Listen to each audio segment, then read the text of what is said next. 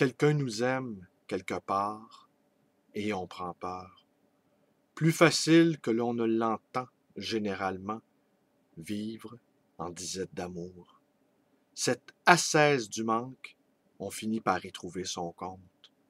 Être aimé ne nous protège plus et nous expose à toutes les déconvenues. Et la pire de toutes, la peur de ne pas être à la hauteur de ce magnifique et terrifiant présent. Quelqu'un nous aime.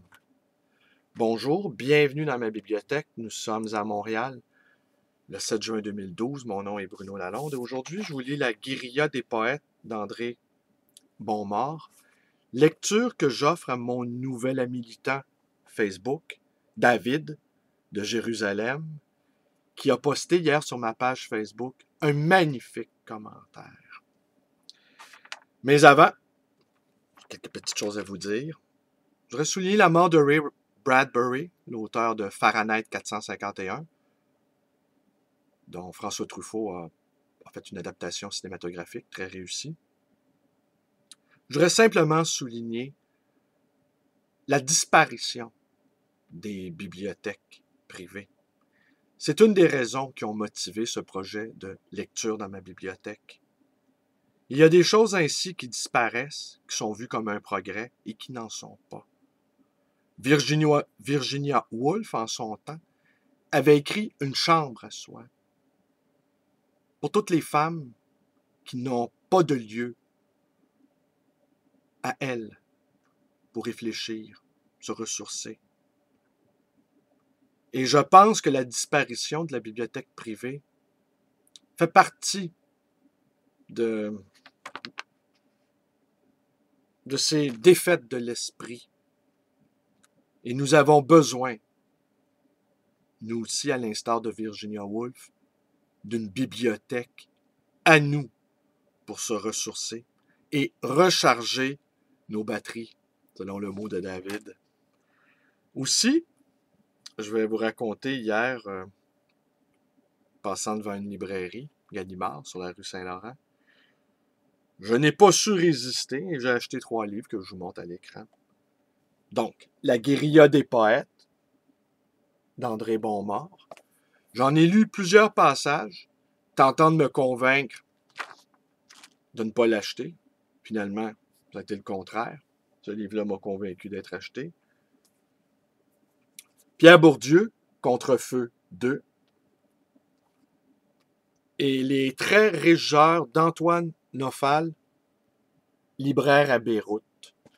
Évidemment, tous les livres écrits sur ou par des libraires, je ne peux tout simplement pas résister.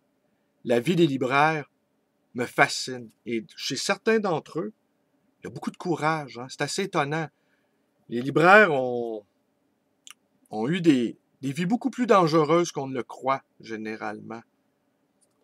Et non rassasié de mes achats, je me suis arrêté à la grande bibliothèque et j'ai emprunté d'autres livres que je vous montre à l'écran.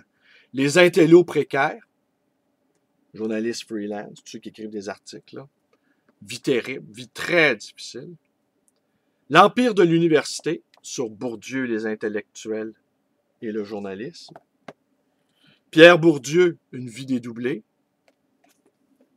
Esquisse pour une auto-analyse, toujours Pierre Bourdieu. Et enfin, Paris, librairie arabe. Je ne sais pas si je vais les lire intégralement, mais assurément, je vais les parcourir. Et fidèle à mon habitude, s'ils me plaisent, après ça, je vais les acheter. Allô, logique. Aussi, avant de passer à ma lecture, eh bien, un pas de plus a été franchi dans la mise en place de cette démocratie totalitaire, ayant pour maître d'œuvre Jean Charest, avec l'arrestation, tôt ce matin, 6 heures du matin, de la fille d'Amir Kadir. Ça va être très difficile de garder la tête froide devant la vilainie de ce gouvernement criminel, inféodé à la mafia et illégitime. Et évidemment, j'écoutais la fripouille, ouais, faut l'appeler ainsi, Jean Lapierre, le chroniqueur. Pour lui, c'est pas grave. Je l'amusais. Et après ça, ces gens-là s'étonnent qu'une grande partie de l'intelligentsia québécoise se sont détournés de ces sinistres personnages. Ils sont réapparus cette nuit, les poètes, en tonitruant des ordres. Antonin et Aimé soutenant Arthur, qui avait bu plus que les autres, et à leur suite aspirés par le sillage tumultueux de ces grandes voix, éveillés par leur souffle, la cohorte innombrable, comme chaque nuit, s'est animée. Car ils sont des milliers, les poètes, à investir les nuits, puisque les jours leur sont interdits. Puisque la poésie n'y a plus droit de citer, puisque faim ne s'écrit plus que malnutrition, puisque misère ne s'écrit plus que paupérisation, et travail, production, et amour, relation. Des milliers à puiser de nouveau des mots à la source des émotions, des milliers à s'ingénier, à le revivifier, le pan spolié de l'esprit, des milliers à mettre leurs pas dans les empreintes des fougueux aînés. Arthur, Antonin, Aimé, ils n'ont rien perdu de leur impatience, ni de leur indignation, qui rythment leur démarche chaloupée. 2 pas en arrière, 3 en avant, l'audace tient à rien.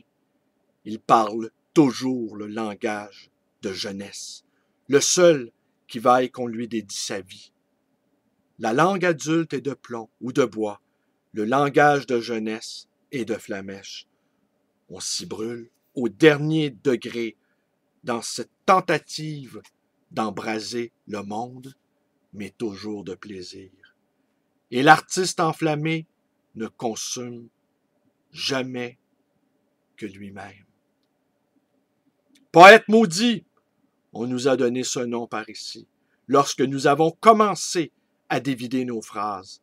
Pour les placards de l'exclusion, toute singularité est bonne à étiqueter. Si nous devons être mis à l'index, qu'au moins cette brimade se justifie, nous écrivons de plus belle, nous écrirons tant que brûlera notre chandelle. L'éveil est l'état naturel de l'homme, l'engourdissement, son pire ennemi. Nous sommes les puisatiers de la mémoire perdue. Et les retrouver, quoi? L'éternité, la dignité, la fraternité? Qu'importe les concepts, pourvu qu'on ait leur caresse. Nous sommes les obscurs au fond du tonneau. Nous naviguons sur une mer de mots. Notre fonction sur le navire? Nous sommes les rumiers, les dispensateurs de l'ivresse. Vogue la galère. Nous ramons de bon cœur, fendons l'eau de nos cadences imprévisibles, dans l'espoir toujours renouvelé d'échapper au naufrage trop prévisible. Mais si elle se trouble et hésite un moment déboussolée, elle finit par immanquablement par se résoudre en tourbillon qui entraîne l'embarcation par le fond. Ben voilà, c'est tout pour aujourd'hui. Alors, c'est une journée de colère froide, d'indignation rentrée. L'insurrection civique est de plus en plus nécessaire. Alors voilà, on va essayer de garder notre calme aujourd'hui. On va en avoir de besoin de toute façon. C'est une très longue bataille qui a commencé pour abattre ce néolibéralisme qui est en train d'emporter nos vies. Alors voilà, c'est tout pour aujourd'hui. Mes vidéos vous plaisent. Vous pouvez vous abonner à ma chaîne YouTube, B. Lalonde 100. Vous pouvez également devenir un militant, à militante Facebook en vous joignant à ma page. Vous pouvez aussi me téléphoner dans le 514-736-0999 et vous pouvez également me rendre visite à la librairie d'occasion, le Livre Voyageur à Côte-des-Neiges, et j'attends la visite de mon ami Sylvain. On va discuter des événements en cours. Je te salue, Sylvain, grand guerrier. Allez, bonne journée à tous. Merci et bon courage.